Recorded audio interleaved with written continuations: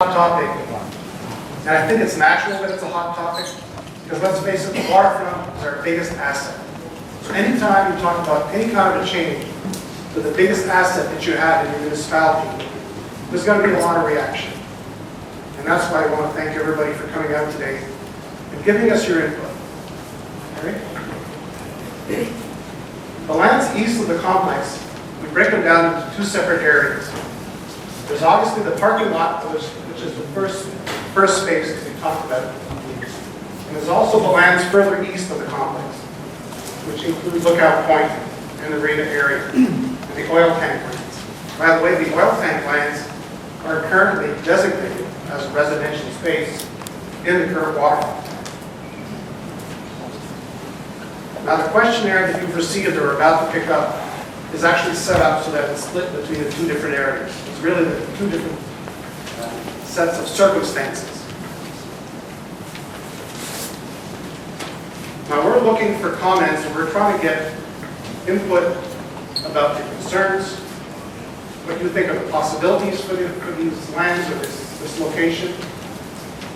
And contrary to popular opinion, there is no specific development plans right now for this site. A lot of people don't believe that, but there isn't. Now, our committee is strictly an advisory committee to council. Council, at the end of the day, takes the recommendations that the committee prepares, deliberates them, and votes on them.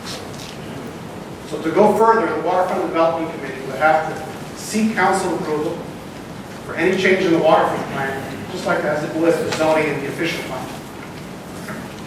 And they're all subject to formal process, notice and appeals to the OMB.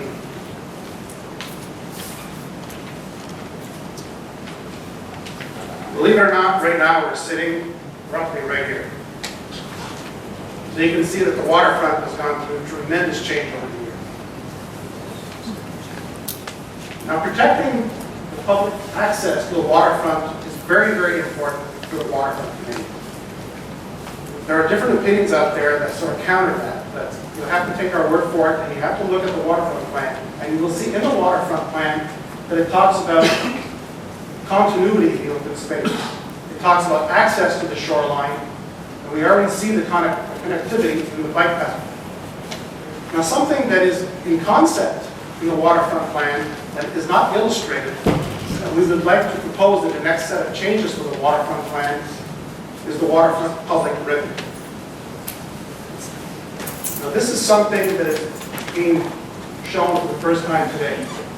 Basically what we would like to see at the next waterfront plan changes is a public ribbon where the public will always have access to the river. We understand that that's our biggest asset, and nobody wants to lose that. And if ever any development was considered, it would have to be behind the ribbon. In other words, we can get the best of both worlds. The public will always have access to the water, and if there's any well-structured, well-thought-out development, it will always be behind the ribbon.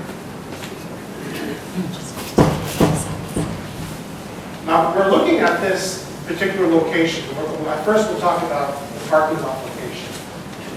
Because the first thing that the committee would like to see is some additional year-round activity and vibrancy to the area. We all know that during the summer months, it is as busy as it can be, but it is not year-round. The next thing is that we could access some revenue from the sales of those lands that we could use for future public projects. And the marina area itself could have a better set of offerings. Instead of being alone, there might be some offerings within the building nearby that would help the overall image and the overall draw for the marina. And last but not least, if ever there was a residential component to the building, we would add a new type of housing that we currently don't have in the city. We have park view condos, but we have no water view condos yet. Now the lands in the parking lot, that particular location, the reason we're talking about it too is it's the only service city-owned piece of land. Everything else is owned by the federal government. So that particular site, as it says here, is entirely within the purview of council. Other opportunities for other sites include discussions and negotiations with all the different levels of government that are involved. Here you get to see the language issue. In the grade, you have a section that is owned by the municipality of the city of Cornwall. Everything else is federally owned. And today we'd like to get your input. Basically, we want to see what your concerns are. We'd like to know what you feel would be in the assets in that particular location. And last but not least, we'd like to know what level of support you have towards this type of project. Thank you.